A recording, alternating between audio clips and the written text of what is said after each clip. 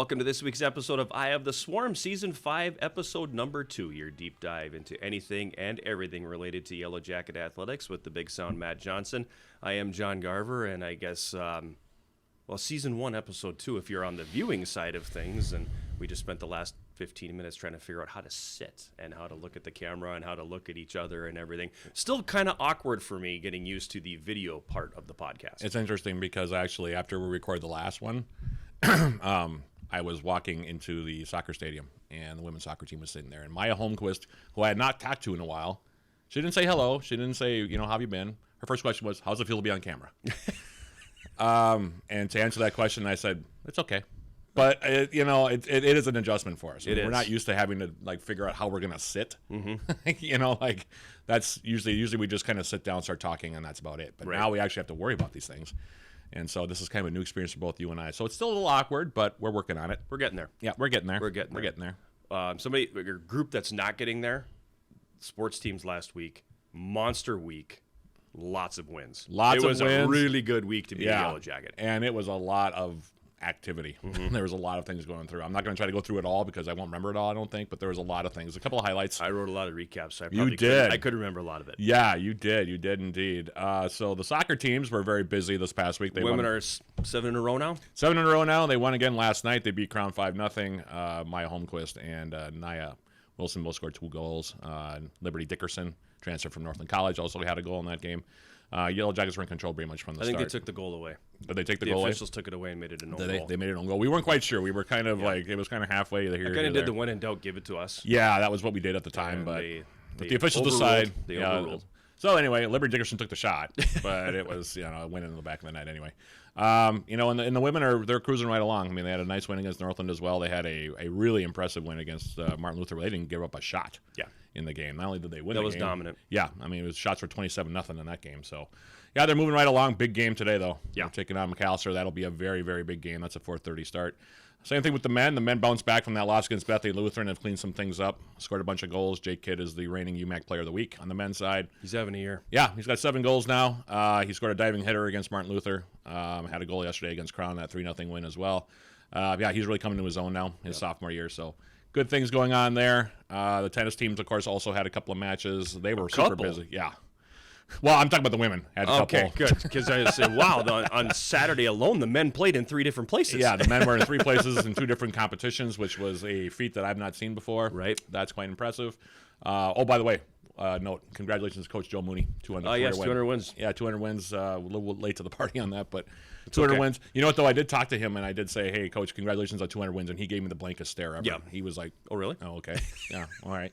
So congratulations, Coach Mooney, on your 200th career victory. Now at 201 overall in his career after the win yesterday against Crown. Hopefully more. They're playing St. Scholastica tonight, Bridge Battle, and the Yellow Jackets have a nice long. Always a grudge match. Yeah, and they have a nice long winning streak against Scholastica, so we'll see if they can continue that here tonight. Mm-hmm. Going back to tennis for a second, the women split 2 matches. They defeated St. Norbert in a nice win, and then they lost to UW Oshkosh, and now their fall campaign is over, but the men still are going. Yep. They play at the ITA Regionals, which featured I don't know how many matches.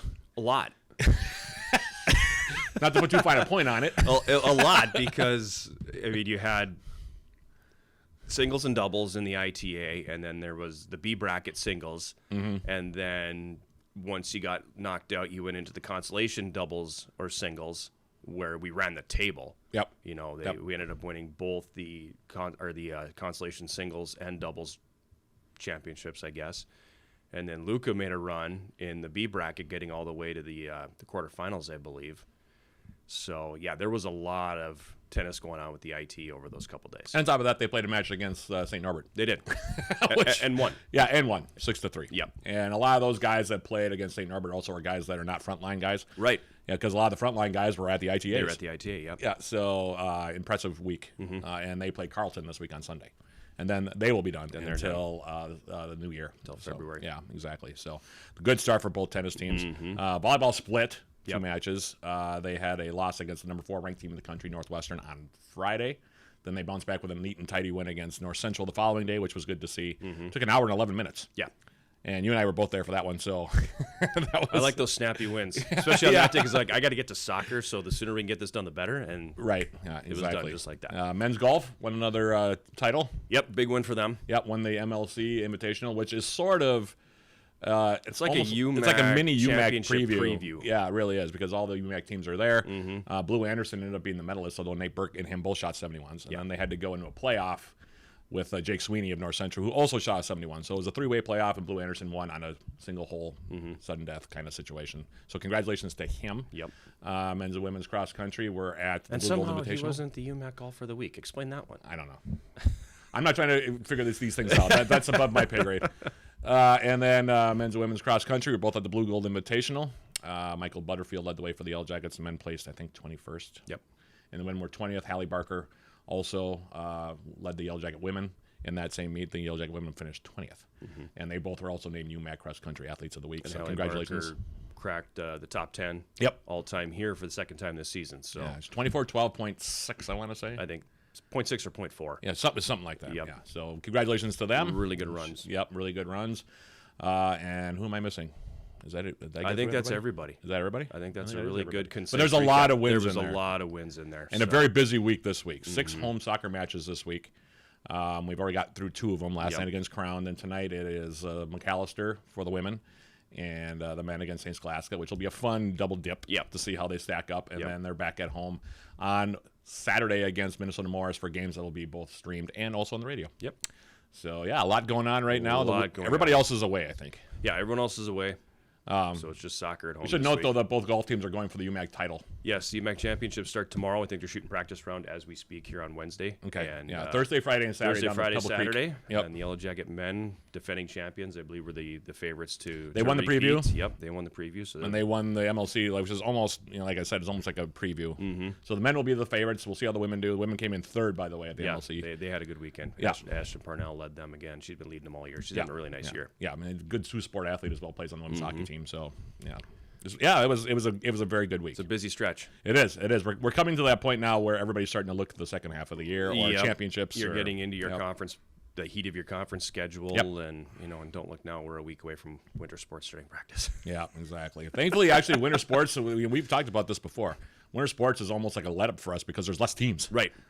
Because we don't have as much to do. No, you're getting down to our busiest season team wise is the fall. Yeah. Because we have more teams going at that one time than any other time of the year. Well, now with tennis playing up their portion of their schedule in the fall too. Yep, exactly, with the regionals and everything else. So yeah, it's busy, but it's highly successful. Of course, the Yellow Jackets have established themselves as a kind of a fall sports power in the UMAC, so that's nice. Yeah. So yeah, a lot to look forward to. A lot to look forward to indeed. We're going to take a break, and when we come back on Eye of the Swarm, we're going to be joined by Junior Jenna Anderson. Come on, John. Words. Junior Jenna Anderson from the Yellow Jacket volleyball team. She'll be with us when Eye of the Swarm continues right after this. Find your passion.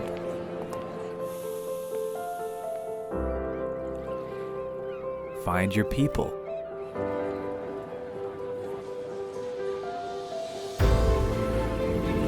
Find your purpose.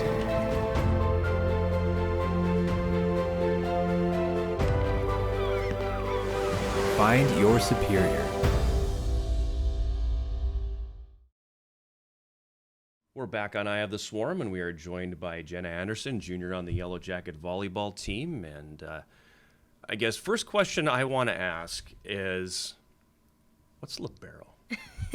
I knew this was going to be or asked. libero. Yeah. Whichever. It's Italian, I think. Well, I was corrected by an official one time when I said libero, and he Oh. actually did a double take and stopped and looked at me and said libero. Libero. So regardless, yeah. let's talk about that first. Let's start there. Libero or libero, it doesn't really matter. I prefer libero, so whatever else. But there's a couple of different reasons why you have a libero. First of all, there's only 12 subs that you can have in a match. So if you run like a 6-2, you have 2 setters. Like those go by really fast, especially for point. We've noticed that we have a DS that comes in, that subs in, and then we have 2 Defensive setters. specialist. Defensive Yeah, specialist, DS, yes. And if we go point for point, we're out of subs by like 17, 18. So a libero, I have the different color jersey on because I don't take a sub. So I just go in and out. It doesn't take any subs. But I'm a defensive specialist as well. So usually your libero is your best passer, your best defender, because I play for two different people. So I play for, on our team, two middles. Usually they're not the best in the back row. They're a lot taller than most DSs are. So their specialty is not in the back row. That's why we have a libero for like two middles, but you could do a libero for two outsides too, or two right sides. But majority of the time it's a middle. When did you kind of get pushed into that position? Was it something that happened high school? Was it something that happened when you came to college? Because it's not the most glamorous position in the world. No, it definitely is not. I actually was a 6 rotation outside all the way up until 8th grade.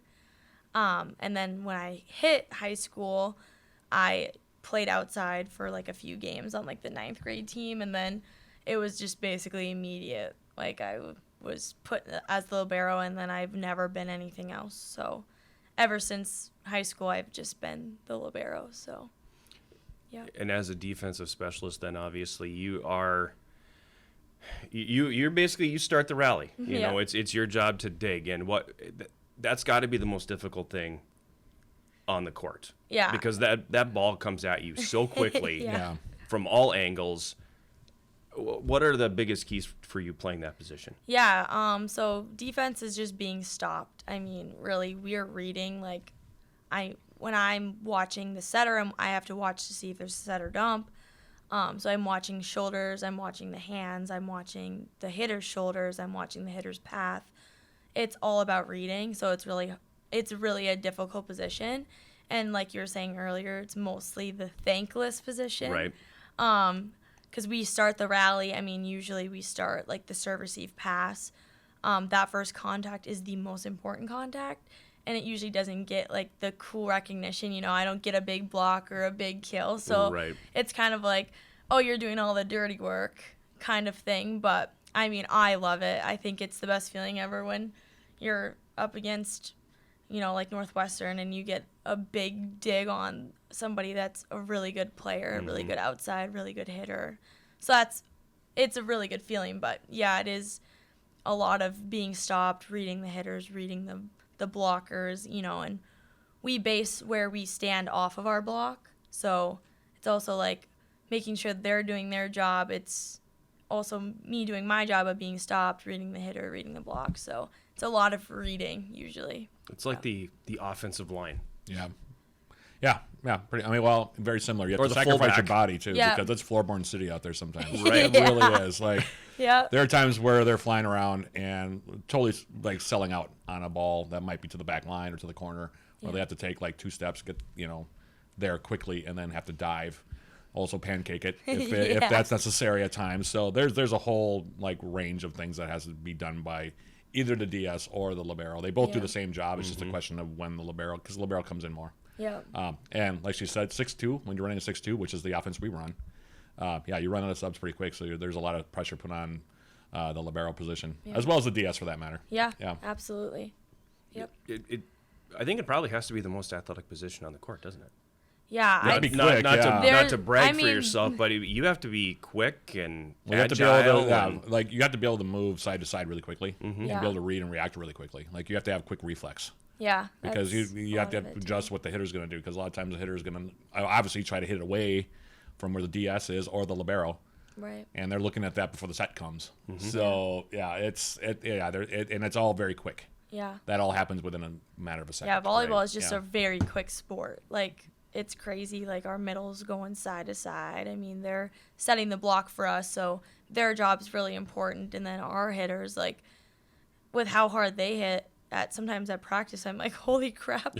Well, then you have those Like, no wonder why we're so good. Well, and you have such those good like hitters. extended rallies too, those points that last for a while. It's really easy to get out of system. So it's Right. and communication is super important too. Right. Because when the play keeps going, people like Jenna, she has to keep trying to dig the ball, no matter where it's Sometimes hit. my legs are giving out. My lung, I'm breathing so heavy. I'm like, come on, guys. Like, let's kill the ball. End it already. Yeah. Yes, exactly. And it's back and forth. People are flying around. I mean, free ball left and right. Nobody's able to put the ball down. Yeah. And it puts a lot of pressure on the back line, which is Yeah. where Jenna lives. Yeah, that is where I live. Yep.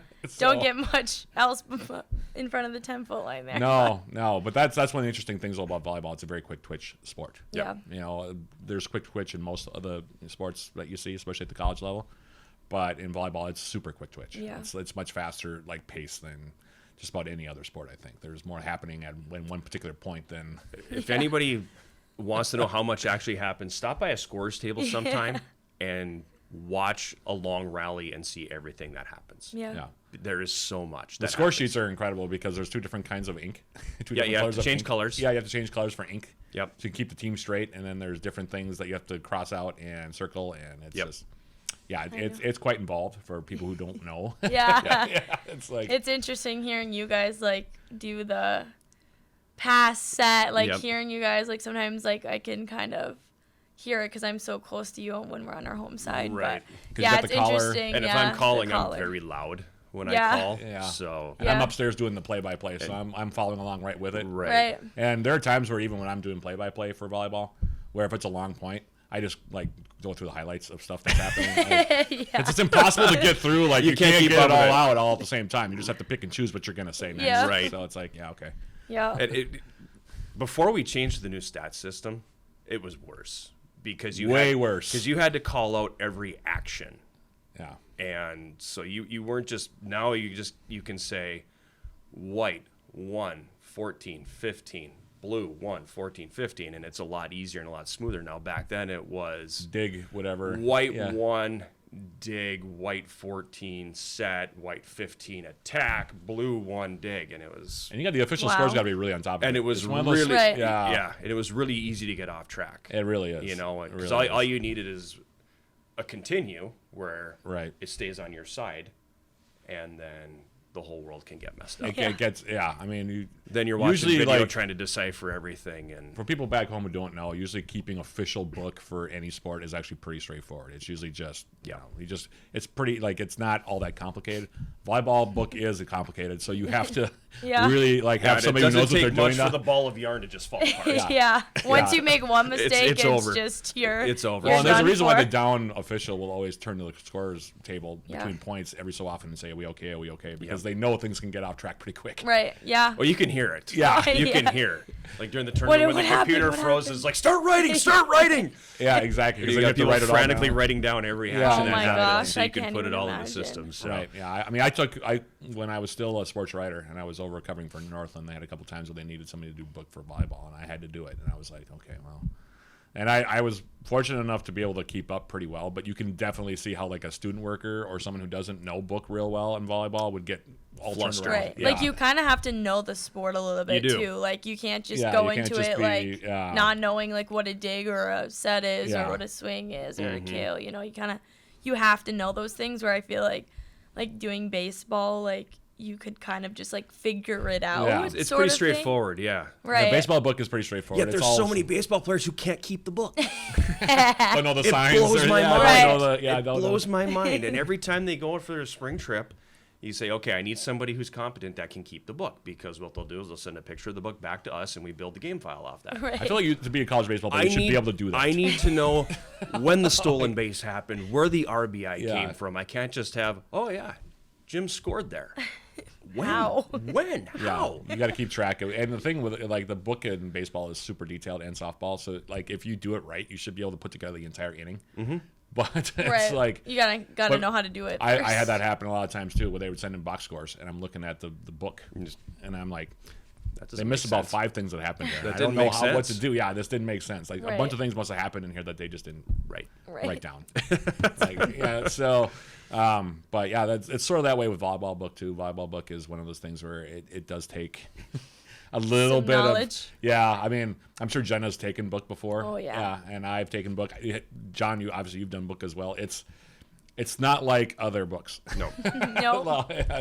Yeah, the good thing for, like, us is our, like, junior Olympic, like, the club season. You have to, when you're, like, coming up, until you're, I don't even know, 17, you're taking the book. All of the players have to do it. So, I mean, if you had me do it now, I probably would forget. I could get there, but you'd figure it out quickly. yeah, but I haven't done it in so many years now because we don't do it. I feel like everybody should be able to take book in their sport, though, shouldn't they? I mean, honestly, you would think maybe. We've really gone down the sports information tangent here. Volleyball's a tough one. Volleyball's one of the hardest ones. But I've always said I feel like the athletes and coaches should have to do our job for a game.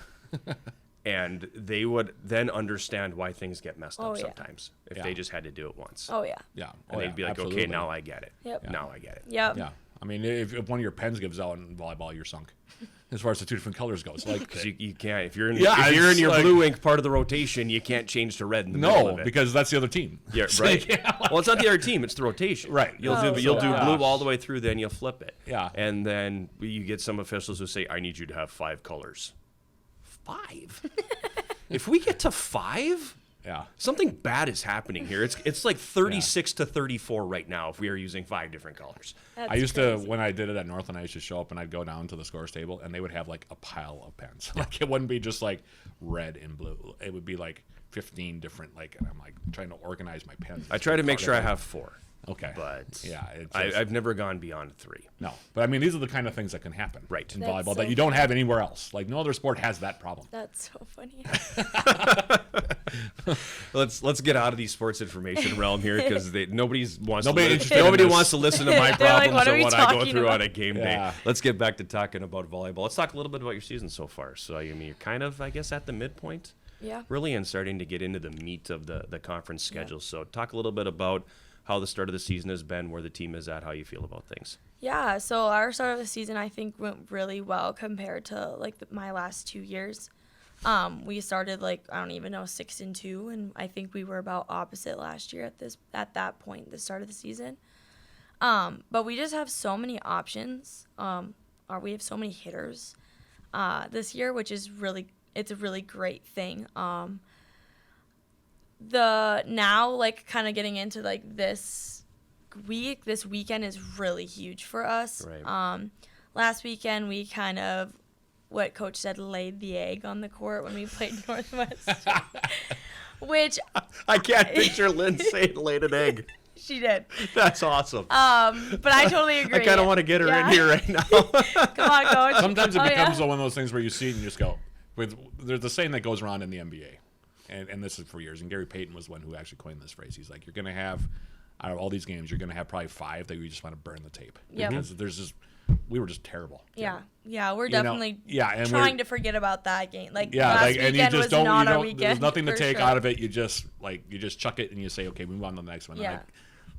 College teams have that too. Right, yeah. And so these next couple weeks are really huge for us. We actually are, during our Northwestern game, we took our middle, put her on the right side for a bigger block, and we held Abby Glanzer to 11 kills, which is under her average. We moved a couple people around during our North Central game. Now we're kind of getting to our main 6-7 people in our lineup, which has been kind of nice because the last 4 weeks we've been switching everybody, so playing with different people.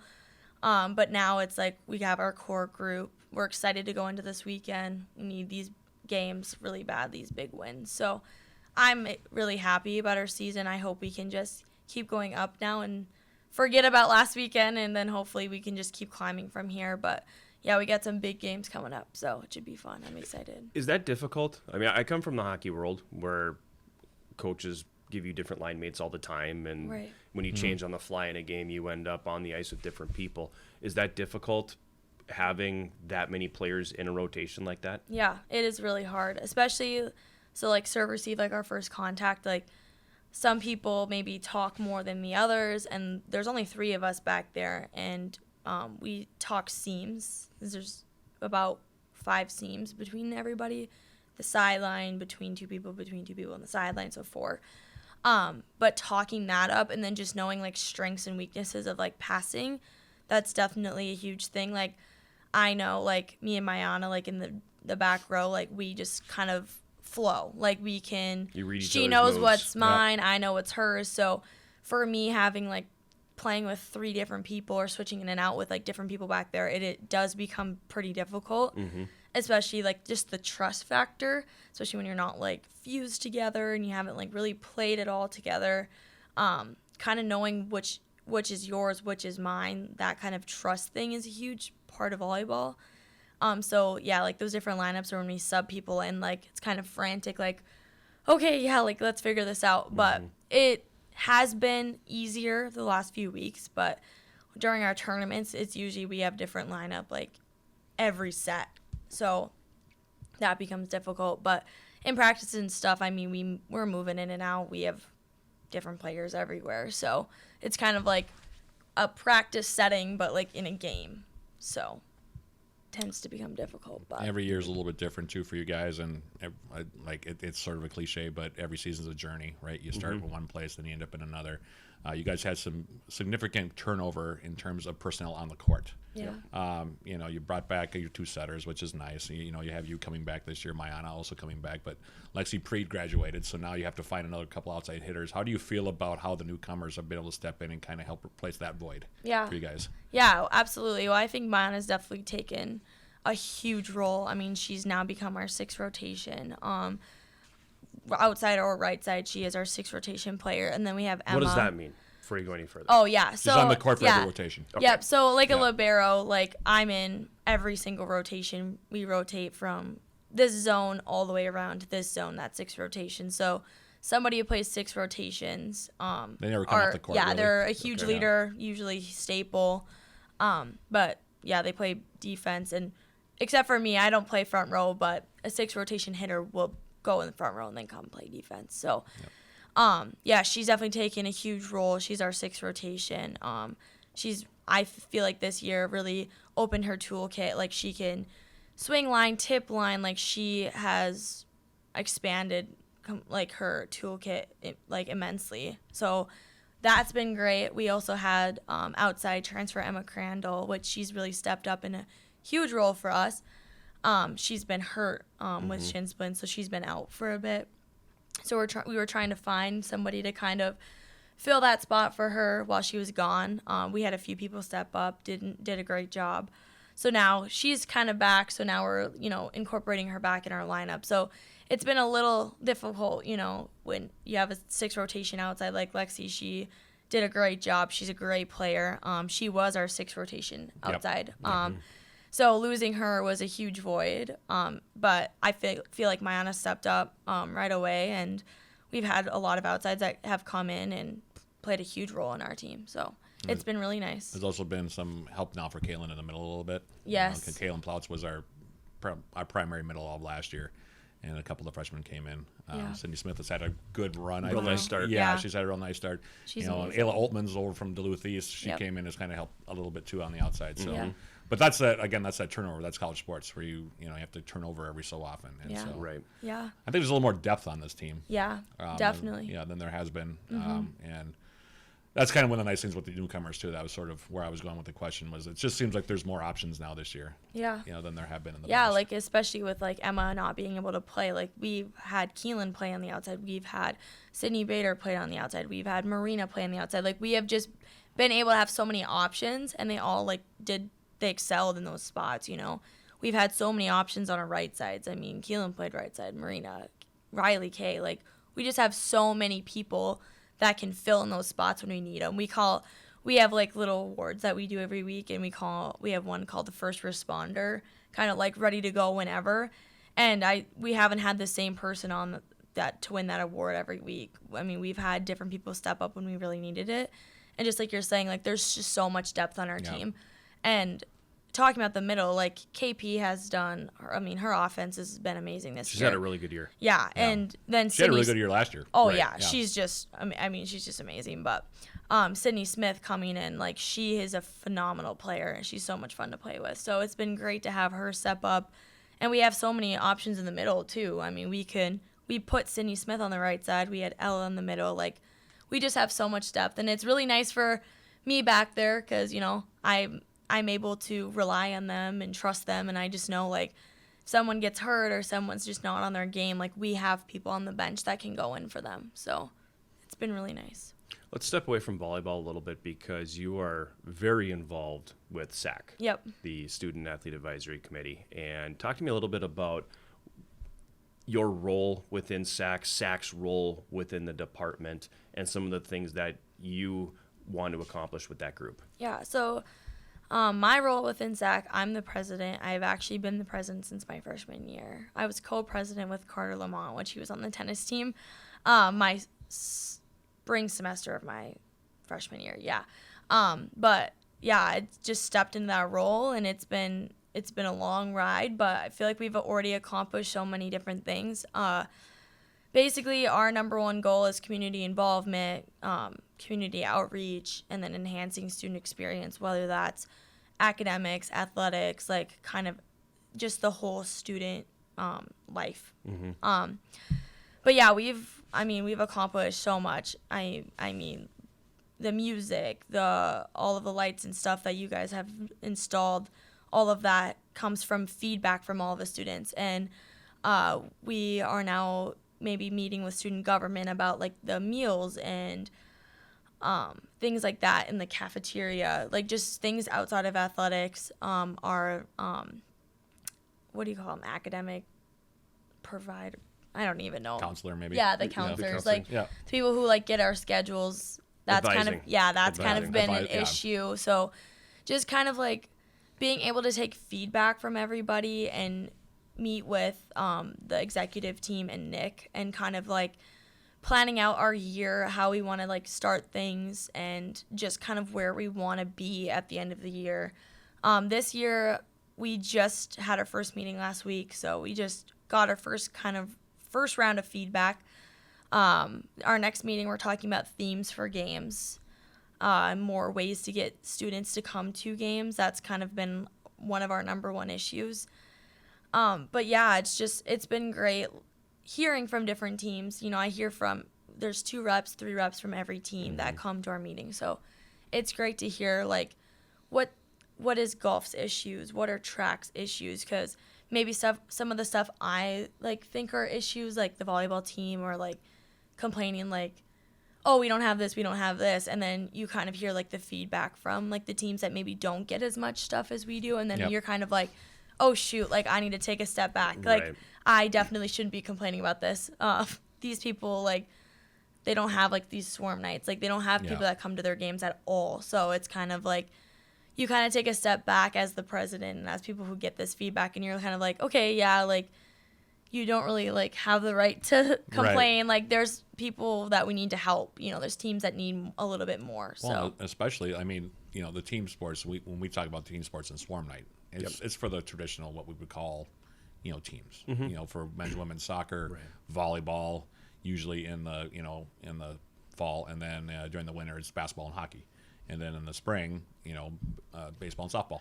But there are other teams. If you get home games. Yeah, if you get home, yeah. Big asterisk there. Yeah. But you do forget that cross country men's and women's, they don't get a Swarm Night because they're never here. They're always gone somewhere else. Men's and women's golf has the same thing. Men's and women's track and field also. What they have the indoor season. Right. They could have sort of a pseudo Swarm Night where students could come to watch that. But if they're not at home, and they're almost never at home, you know, they don't get that kind of Right. support. So Yeah. you know, how do you keep those teams feeling like they're still part of the equation when you're busily, you know, planning Swarm Night for, you know, the soccer teams, volleyball, basketball, baseball, and softball all the time. Right. You Well, know, and I know and we've even been- tennis, same thing. Right. Been Exactly. really intentional with like media day. yeah. You know, that's something that has really evolved over the last couple of years, but that's why every team gets the same number of uniform changes, they do the same number of poses, they get the same number of videos shot, Right. because we've been intentional about we need to make sure every athlete gets Yeah. that same experience. Absolutely. Yeah. Yeah, and that's kind of like I noticed on a lot of our feedback, like just like the Swarm Nights, like tennis, like how can we, you know, make that Swarm Night like a little better for everyone? Can we get like seating out there? Like, can we do a Right. tailgate? Can we get like lawn chairs out there? Like, it's kind of just like all coming together, all of us from different teams, and like kind of brainstorming like how we can make it better for everybody. And I feel like that's why I just love my role so much, because it's just it feels so good, like knowing that you're helping every team, and you're getting everyone's voice. And I feel like that's like the number one thing is like everybody has a chance to come to our meetings, and like they tell us like, okay, well, this is going wrong, like this is not going good, and then it's like, okay, let's take a step back, let's kind of like reevaluate what's going on, and like let's help everybody. And I feel like that's why I just love SAC so much, and I feel like a lot of the students maybe don't understand how big of an impact SAC has. But like our community outreach, our D3 week, our week of giving, like we give to the community. We're starting a new family event series every month for young children, which has been a big thing as youth involvement. So it's just kind of like getting all of that stuff done, and then we have our big SAC events that we have volleyball. We're gonna do an ugly sweater party before our caroling for cans, dodgeball, and then we're gonna do something in the spring. But like just trying to get our athletics together, build that culture, and just get that camaraderie between all of like the athletes and all of the teams and I like stuff. the fact she brought up the idea of the cultural aspect of it, because it's not each individual team on campus talks about their own separate culture, but there's also that's from the micro. But if you go with a macro standpoint, you want that culture throughout the department. It's not just a question of, well, soccer has this culture and volleyball has this culture and so on and so forth. You want to have the entire department have that culture of support for everybody. You want to be as inclusive as possible and make sure everybody understands everybody else's challenges, what their what their goals are, what they want to be able to have as far as what means a good experience for them versus what means a good experience for others. And so you want to be able to put all that together and make it into as an inclusive environment as possible. And I know that the SAC has been doing a lot of work on that as well. And that really is an open forum for the teams that just kind of say, hey, look, we're having an issue with this. How can we address it? Right. Yeah. So that's where organizations like SAC are really important. And that goes across the board in college athletics, but especially on this campus, I feel it's especially, it's especially involved. Yeah, it really is. It kind of has morphed into more of an advocacy group. Yeah. Basically. Yeah. Yeah, now that we've talked to, we've had so many people come in when we have students complaining about like the dorms and like the food and residents, just life in general. And it really I think that's probably stuff that happens on every yeah, campus, too. oh, for sure. It really hasn't gone anywhere. So now we're like kind of turning our head as an executive team, like, okay, so that didn't work. What can we do now? Try now? And so now we're going to try and meet up with the student government body and then advocate now with a whole group of us, all group of students, instead of just athletics, to see if we can kind of get the ball rolling a little bit more on those things. But the end idea is to improve. Yep. How can we keep moving forward and improving? That's the goal. It's not so much a question of, trying to nitpick. It's like we want to just keep moving forward instead of just staying stagnant. Because no one wants to stay stagnant. Right. You want to just keep, what can we re-examine here? What's not going well? What could be a little bit better?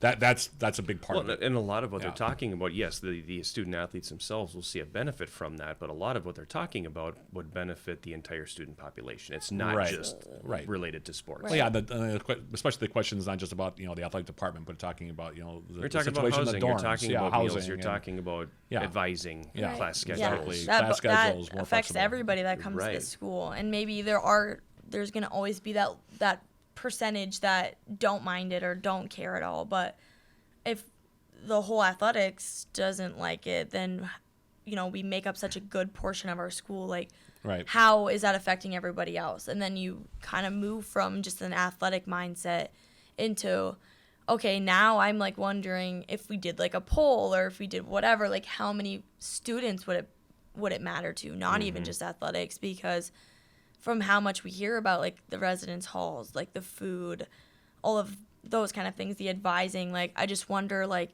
how many like different students it actually affects. Like it would be interesting to actually know the general student population. Yeah. Right. That's the question that it's hard to answer at times because some of them won't respond anyway. But but the idea is to make it better for as many people on campus that do care as possible. Right.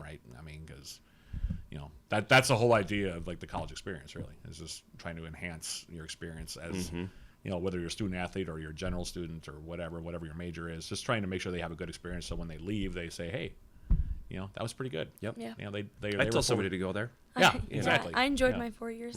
Yeah, exactly. So Or 5 or 6. however many However years. many. At this I'm point. going on almost 30, so Yeah, here we go. there you I'm go. at 15. Yeah. Something like that. Yeah. But but that's the kind of stuff though that makes things like what Jenna does important. Right. Is that it's not just it's literally a student athlete advisory committee. Right. So their job is literally it's an advisory committee. Yeah. So here's our advisory. Here's what we're thinking. Yeah. And then it's from the student athlete perspective. But there are other groups on campus, and they can work with them as well as if it's a general student body Yeah. population situation. You mentioned student government. Have you thought about that?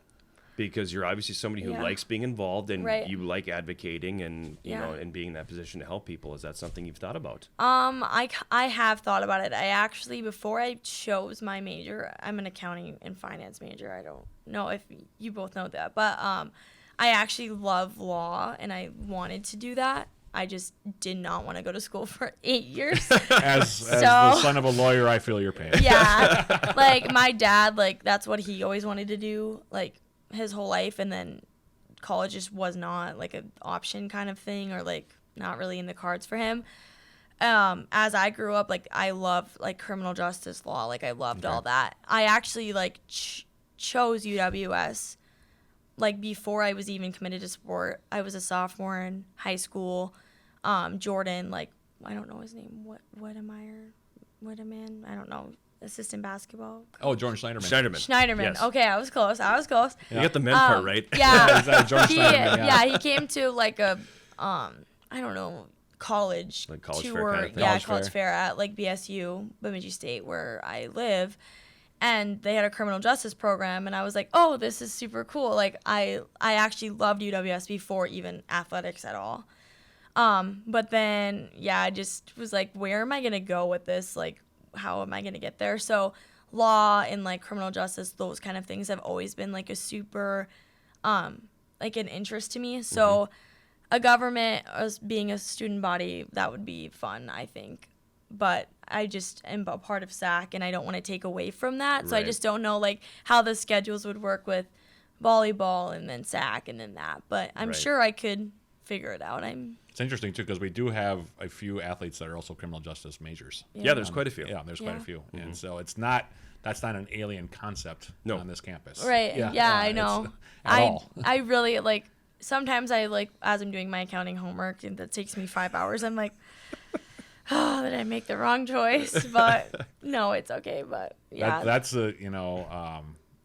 an area with the numbers. I am appreciative of people like Jenna because I am not a numbers guy. Yeah. No matter how many stats I quote in sports, I know those numbers. But like Right. when it comes to just finance and stuff, I'm lost. I Yeah. have no idea Well, what's happening. I'm right with you. I'm lost too, so it's okay. Maybe I shouldn't be let's saying that. strike that from the record for the accounting professors out there. She Yeah. knows what she's doing. She's not lost. She actually knows what she's doing. Yeah. She's been in the program Sometimes. for a while now. She's Yeah, doing she's okay. got it. Yeah. I maybe shouldn't be saying that as a junior. We'll do one more thing here, and we're gonna let you go. I want to get feedback on the light show. Did we Yeah. do okay? I thought it was awesome. I'm just saying. I think it's super cool. I had Haley Lerfald. I don't know what her last name Lerfald, is. yeah. From North North Central. Central, yeah. She's part of SAC. So we've gotten to be friends through like UMAC SAC meetings and stuff. And she came up to me after the game. She was like, "That light show was sick," and I was like, "I know, right? It's so cool." Apparently But- Northwestern was impressed. Oh yeah.